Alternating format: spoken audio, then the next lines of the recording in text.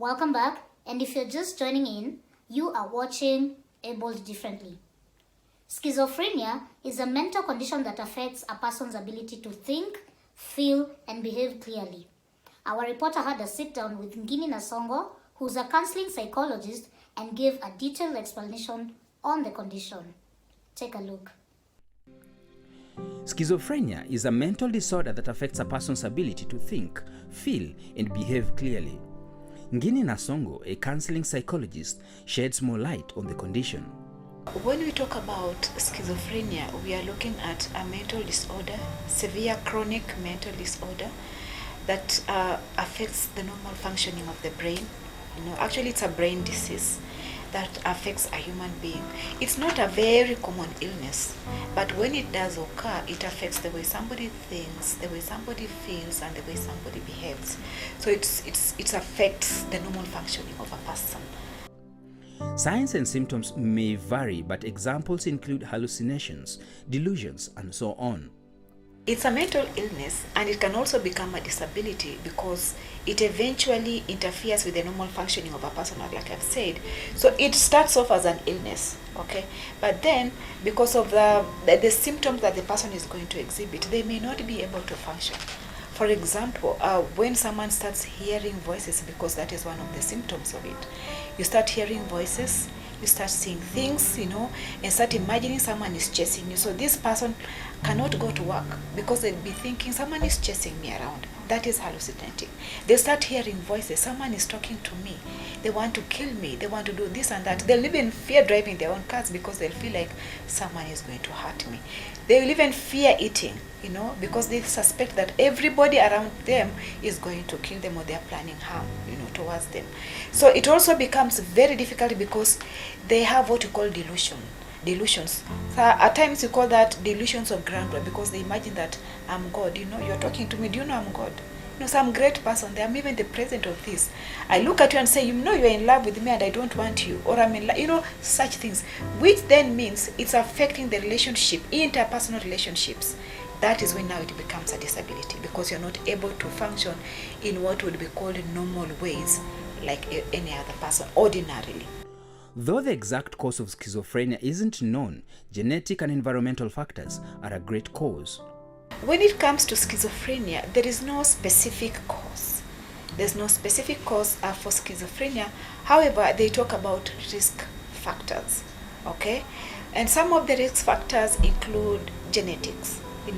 Like if there is a member of that family, a close member of the family, say your parent, your mom, your dad, your sister, aunt, or stuff like that, if they had schizophrenia, then you are at a higher risk of getting schizophrenia. Then we talk about environmental factors, okay? What are some of these environmental factors? Probably at birth, you were traumatized at birth.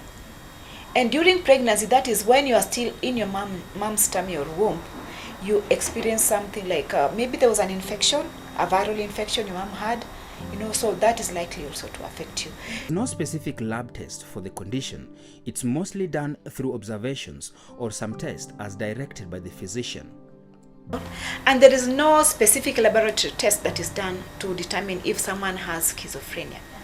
However, the doctors will carry out several tests to rule out if this is another underlying condition, or it has been triggered by another different illness, or it is not being triggered by drugs. People do drugs, people do alcohol, and these things always have effects on the body.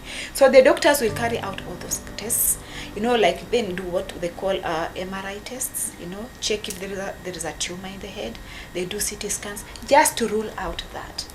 Thereafter, if they decide that, or they confirm that indeed this person doesn't have this, then they will refer this person, we call them clients. They will refer this client to see a psychotherapist or a psychiatrist who will now carry out these other tests. We carry out what you call interviews, to determine what could be going on. Is there a difference between psychosis and schizophrenia? Yeah, when we are talking about psychosis, basically what we are saying is that you are not in touch with reality, okay? So yes, many schizophrenic cases are psychotic because you are not in touch. Remember, I've said this person may not even believe that they are not well. Secondly, they're having delusions. They will see things and they will believe things that are genuinely not really there. You know, for example, if you start telling me you are the president of this country, or even the president of Swaziland, really, I mean, we can't think together, we can't talk together. So yes, it's a psychosis, it's a psychotic situation. They are out of touch.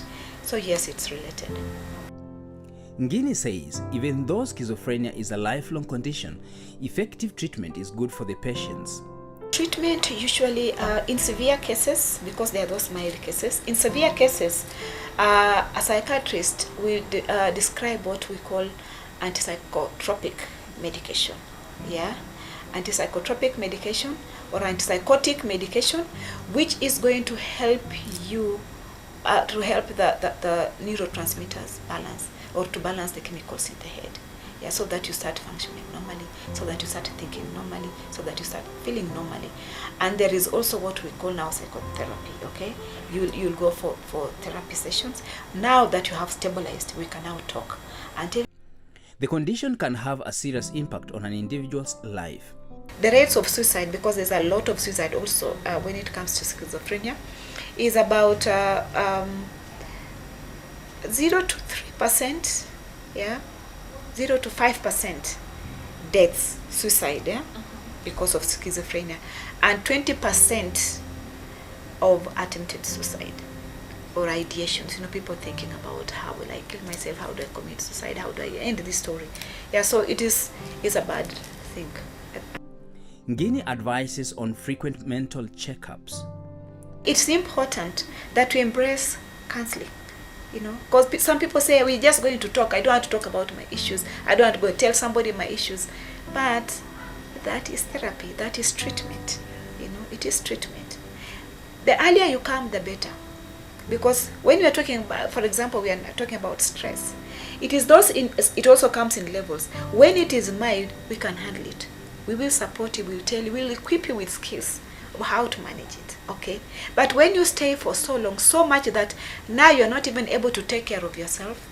By the way, someone who is schizophrenic may also fail to take care of themselves.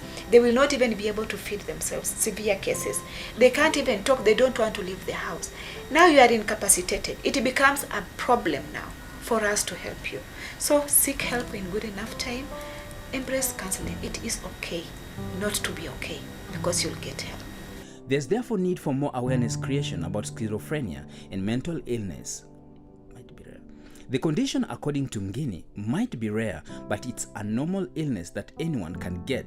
Therefore, the need for early intervention. Schizophrenia is a normal illness. I'm saying normal, not that anybody can get. Yeah. But people who have schizophrenia need to be understood. Yeah, let us not stigmatize them. Because what they need at this point is love and empathy. Because it can get anybody. Remember, we've said there are no specific causes.